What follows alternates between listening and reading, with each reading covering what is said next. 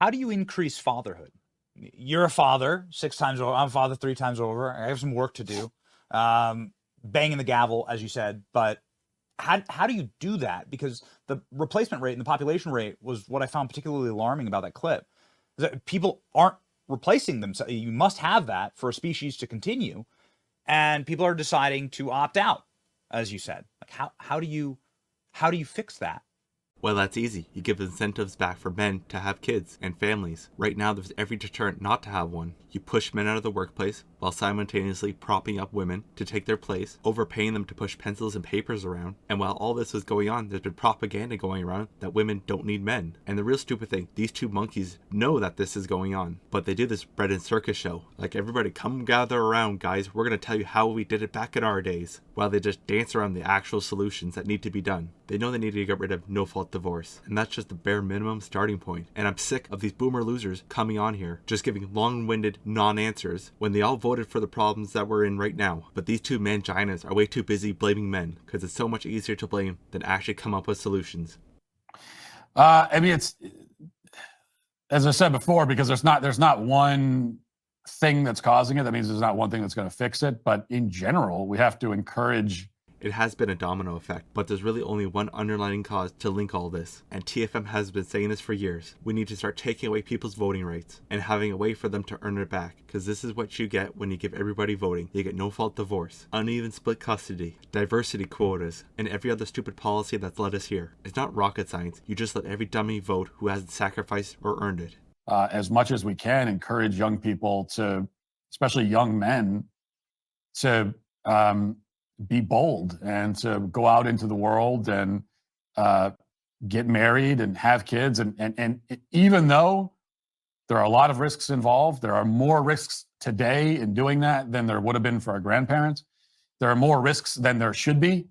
And that's part of living in a declining civilization, is that doing things like that, it makes you vulnerable. That's true. Oh, here we go. Matt's signature move. Shame men. And then follow up with, well, don't worry about the risk, guys. I don't know why Matt thinks the only solution is to send guys out into a landmine field when there's a 60% chance he's not going to make it. This kind of talk actually makes me think these guys actually hate you more than the feminists. They know all the pitfalls but send you in anyways. And Matt trying to say, well, there's been other difficult times that men had to get through and they still had kids and families. Well, Matt, do you want me to tell you the big difference between all these other times? The women didn't have the government. They had Big Daddy government to run to and not men. All those other times, they only had men to turn to. And right now, they have the government printing the money and creating useless jobs for them. They are being provided everything by the government that a husband used to do at those times. So your bootstraps isn't going to work this time. But especially when you're young, like that's a time for risk taking, for intelligent risks. For that we don't want to be reckless with our risks, but taking intelligent risks and going out and getting married and starting a family, it is a risk, but it's a smart risk.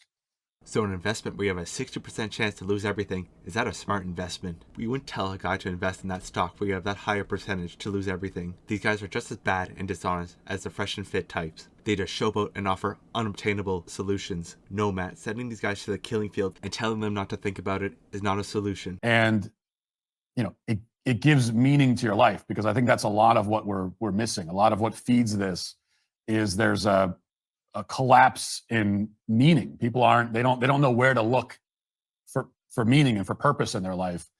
You are right about that. For centuries, we knew we had to work. And if we knew we worked hard, went to church, we'd get a family and kids. But now that's not enough anymore. And even in your day, that was still enough. And that's all these boomers know. They can only offer you the old solutions that don't work. That's why whenever they get asked one of these new problems, the only solution they can give you is, well, have you tried showering and wearing a clean shirt? These guys can't help you. And quite honestly, I don't even think they want to.